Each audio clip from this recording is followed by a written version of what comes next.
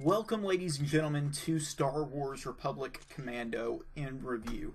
This is the part of my game that I go through and I review the game itself. I, as a rule, don't really care much for first-person shooters. Star Wars Republic Commando, though, is an exception to that rule. Allow me to explain.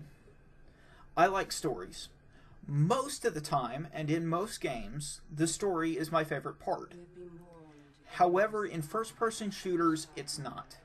I don't like stories in my first-person shooters, in my first-person shooter games. Or rather, I want the story to be as bare bones as possible. And Star Wars Republic Commandos does this well. I also like mechanics. Right after story, mechanics are most of the time my favorite part of a game, and that holds true for first-person shooters. In fact, in first-person shooters, it is the part that I love most, and the mechanics in Star Wars Republic Commando are excellent, with a lot of polish, while at the same time mixing up the idea of what a squad-based shooter should be. I'll get more into this later, but keep these things in mind, especially when comparing it to modern first-person shooter games. If all you're looking for is a simple, how good is this game, I'll give it to you now with a simple 9 out of 10. If that's all that you want, there you go. If you want to know why it gets that rating, though, keep watching. I'll start off with it bad because there really isn't that much of it. It amounts to VSync not working, which results in frame tears with areas with a lot of camera shaking. And it may also be the root of the problem with squad members rarely, and I do mean very, very rarely, getting stuck where they really shouldn't be. Apart from that, the game is excellent. As for the good, I'll start off with the audio. The music is really well done, with a mix of music from the films and some original music. I did have to turn off the music for my playthrough and the review because some of it's copyright under films. I'm really sorry I couldn't, under the films, I'm sorry I really couldn't justify keeping it in my gameplay, and I really wish I could. Some of the original music for the game is actually in Mandalorian, and for a Star Wars nerd like myself, that is really cool that they actually took the time to translate, that they actually took the time to create music from a culture in Star Wars. I love it. And it mixes really well with the music taken from the films. It's excellently spliced in with the music from the regular game and with the music from with the original music, and it doesn't take away from the experience at all. Next is story. The story isn't great. Let me rephrase that. It is great, but not for the reasons generally attributed to a great story.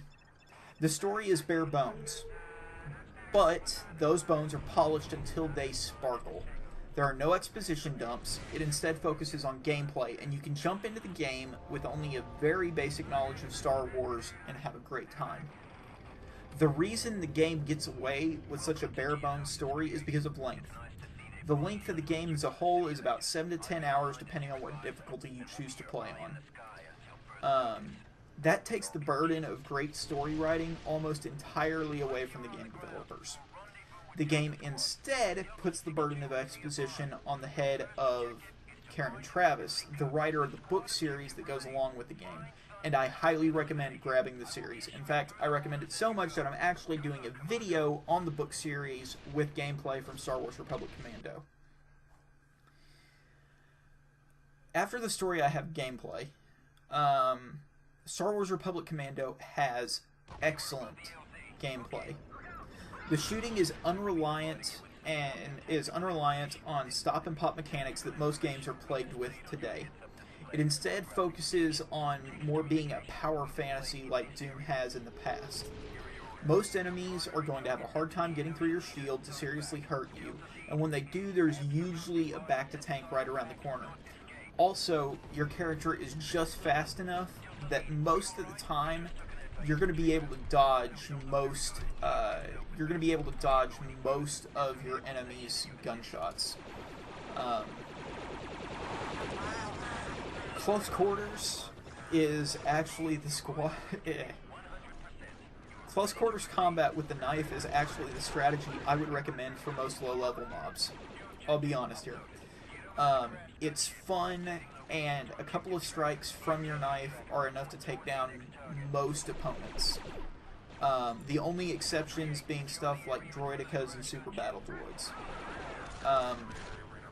It's fun, and it actually gets the job done faster than it would with a rifle if they're grouped in close enough. Ammo's fairly plentiful, and when it does run out, you can always switch to your pistol, which doesn't run out of ammo and is actually relatively powerful and accurate. I actually used it mostly through my playthrough because it is such a good weapon. It's not the best weapon in the game, but for having unlimited ammo, I felt like that was a worthy trade-off. But what interests me most isn't any of that. It's the squad mechanic itself.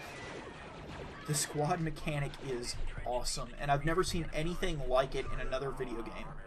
It adds a layer of strategy and immersion. It gives you a prop-up if you ever need it. For example, if you fall in battle, your squad can revive you, or can continue taking care of the situation themselves. Also, like a squad leader in real life, you can have your squad move to certain positions that will make a real difference in the heat of combat. It does a good job of making you feel like you have control of a squad. Now granted, the points where you can put your squad members are given by the developers, but they're so well done that you still feel like you're the one who picked which place to put your squad members. Especially when they give you a wide variety of positions that you can put your squad members at. Lastly, I want to tackle the design. The design of the levels is perfect. Each squad, or each planet/ship, has 4 to 5 missions. In those missions are a series of 3 to 4 areas. These areas are separated most of the time by a loading screen. This keeps load time short, which is exactly what you want in a first-person shooter. A short load time lets you get back into the action quickly. Most of the time, you're also not going to be dropped right into a firefight, so you have time to take stock of your squad and any available ammo and make adjustments as necessary. The missions themselves are kept short, averaging about 15 to 20 minutes to complete, which is perfect if you do not have a lot of time on your hands to play. And if you do have time to play, you can always play more. In summary, this game is excellent. The game is kept short to keep from needing a drawn-out story that would probably be subpar. The music is well done, with the original music meshing well with the music from the movies, and all of it being appropriate in tone and pace for the game. Finally, the gameplay is excellent and fun. It uses what works for first-person shooter games while also mixing in a few new tricks to distinguish it from the crowd. All in all, it's well worth the $5 that you'll pay if you buy it when it isn't on sale, and more than worth the $2 that you pay if you do get it on sale. So, the long and short of this is, buy the game. It is excellent. And I would love to see that kind of squad-based mechanics come back in first-person shooter games today. I think that would be so cool.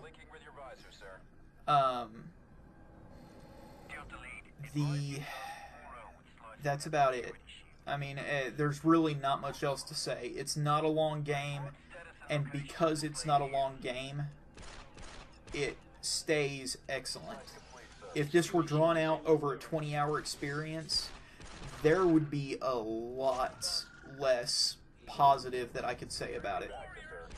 because any longer in the game, you'd really start to notice its lack of story. Its unhinged continuity, almost. And they made some excellent design choices with this game. So, if you enjoyed my playthrough, I highly recommend getting this game and the books. I'm going to be doing a book review for the books pretty soon with gameplay from here. I hope you guys will enjoy that. If you don't, oh well. I'm not. The book review is not necessarily something I'm doing for you. This is something that I want to get word out about, because the book series, there was not nearly, I feel like it didn't get nearly the credit that it deserves. So, in the meantime, guys, if you liked this review and you want to support me, my Patreon page will be in the description. If you and if you don't want to support me, okay, I would appreciate it if you would like and subscribe. If you don't, oh well. It's getting a little dark here. In the meantime, guys, I hope I really hope you enjoy the game. And I will see you guys next time. In the meantime, live long and prosper. May the force be with you. May the odds be ever in your favor. May the drinks be ever in your flavor. May Batman never need to visit your house at midnight. Same thing with Chuck Norris, guys. Have a great day and stay safe out there. Bye. Confederate droids encountered. Simulator.